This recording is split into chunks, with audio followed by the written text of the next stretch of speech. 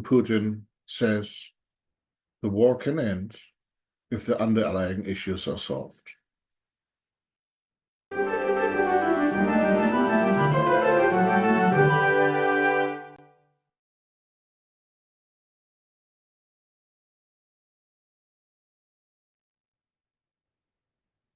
We have a ceasefire proposal negotiated between Trump's team, and Zelensky, Ukraine's team.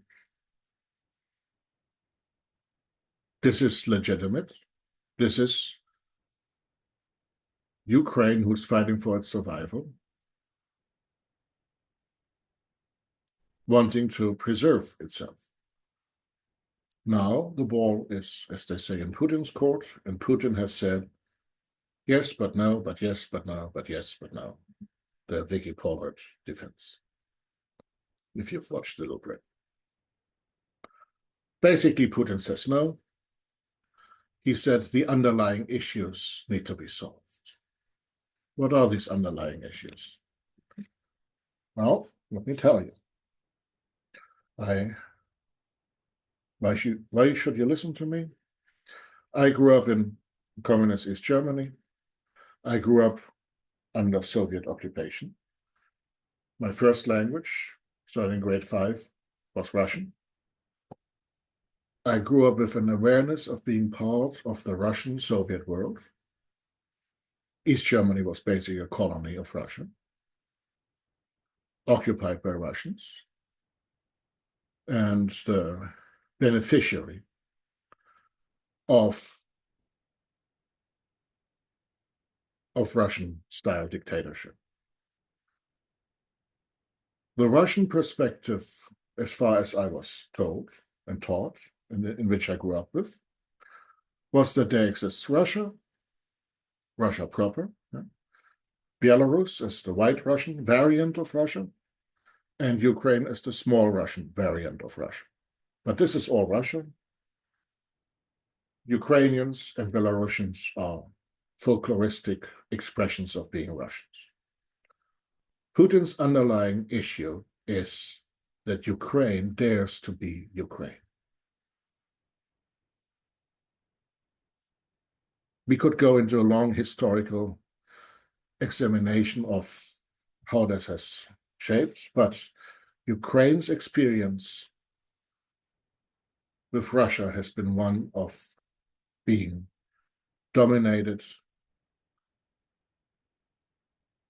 experiencing genocide, experiencing all kinds of pain and suppression. And as soon as they could, after the fall of the Soviet Union, they made 3 attempts to be free.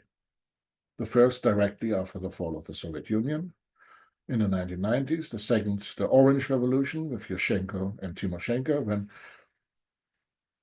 a path was set towards Europe, which failed because of infighting between the two, and also because of successful Russian agitation. Yanukovych came in as a Russian plan to control all of that. He was ousted in the Euromaidan after he would not continue to commit to association with the European Union. Ukraine's entire history is one of trying to break free from Russian imperial domination, and also Polish, but that's a little longer ago. It was once given the choice between Stalin and Hitler. Some in Ukraine were so desperate that they chose Hitler. That's how bad Stalin was to Ukraine, that Hitler provided, or seemed to provide, an alternative. Well, that is long ago now. So the fight for freedom that Ukraine has been on for a long time, some people say for 300 or more years, is innate within Ukraine. And this is what endangers Putin. For Putin, the underlying issue, the underlying cause is that Ukraine wants to be free, that Ukrainians want to be free. They want to be free to speak Ukrainian. They want to also, some of them may want to speak Russian. So what? Zelensky's first language is Russian. His television show is in Russian. And unless Russian is seen as an imperial language of domination, there's no problem with that. Russia is bombing and killing, bombing areas of Russian speakers. These are the ones suffering most under Putin. So, when Putin started his war in 2014, first in Crimea, then in Donbass with these fake separatist movements who are controlled by Russia, the attempt was to prevent Ukrainian admittance into NATO and the EU. NATO wasn't a threat to Russia. NATO membership is a threat to Russian imperialism. This is where NATO is a threat. NATO threatens Russian attack on Ukraine by defending, by being a way to defend. NATO membership also threatens Russia by not really making it possible for Russia to attack the Baltic countries or Poland or East Germany or Finland. So when people say NATO expansion is the problem, no, the problem is Russian imperialism. And NATO expansion was a reaction to Russian imperialism. All of these countries wanted to go into NATO because they felt threatened, legitimately so, by Russia. So, do we support Putin's argument of solving the underlying issues? Well, the underlying issue is Russian imperialism.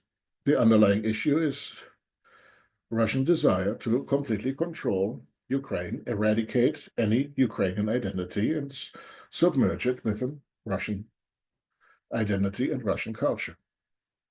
We can't support this. If we stand for what we claim to be standing for freedom, democracy, rule of law, human rights, then Ukraine is our best ally, not Russia. Russia seems scary to some, but the reason we are at this point is that Russia doesn't quite know whether they can win. The economy is bad. They haven't made many territorial advances. All they can do is destroy. So Ukraine knows what to do. Ukraine knows to keep calm, carry on, and defend itself. Are we on the side of those who were attacked? Or are we on the side of those who want to destroy? That's the question. It's a very easy answer. Thank you very much. I'm Dr. Philip Kneis. This is Erratic Attempts, and see you soon.